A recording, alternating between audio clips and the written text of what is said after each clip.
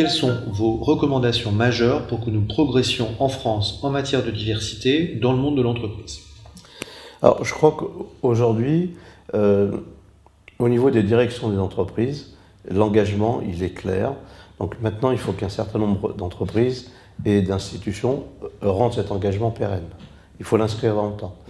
La phase suivante, et on s'y attelle au niveau de la FMD, c'est de faire en sorte que nos livrables, nos descriptifs d'action puissent justement être aussi mis d'une manière pratico-pratique sous forme d'outils exploitables par les managers pour qu'ils puissent ensuite après véhiculer les messages. Ne pas être que dans l'incantation. Alors c'est vrai que le développement et l'évolution du label, des deux labels, pardon, label diversité et label égalité, oui, vont se rejoindre dans les mois qui arrivent.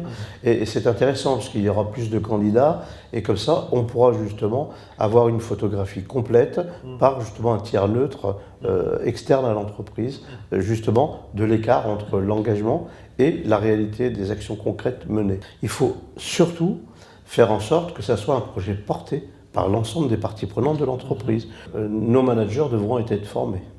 Aujourd'hui, le contexte économique est assez tendu dans notre pays, mais aussi dans d'autres pays du monde. Est-ce que la diversité résiste à la crise? Est-ce que nos dispositifs sont assez robustes pour être pérennes dans ce contexte où il faut mettre en place des priorités? Est-ce que la diversité reste prioritaire dans les entreprises? Si on respecte toutes les diversités, si justement on a un certain nombre d'actions qui font ciment dans les collaborateurs, les managers.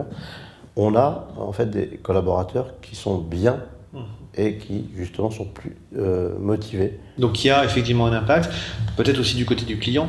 Oui, du côté du client, quand nos collaborateurs nous permettent de comprendre mieux, justement, et là c'est le commerçant qui parle, du moins la personne qui travaille dans une entreprise de grande distribution, quand nos collaborateurs sont à même de nous apporter justement une critique constructive des clients, connaître, j'allais dire, leur mode de vie et leur choix alimentaire.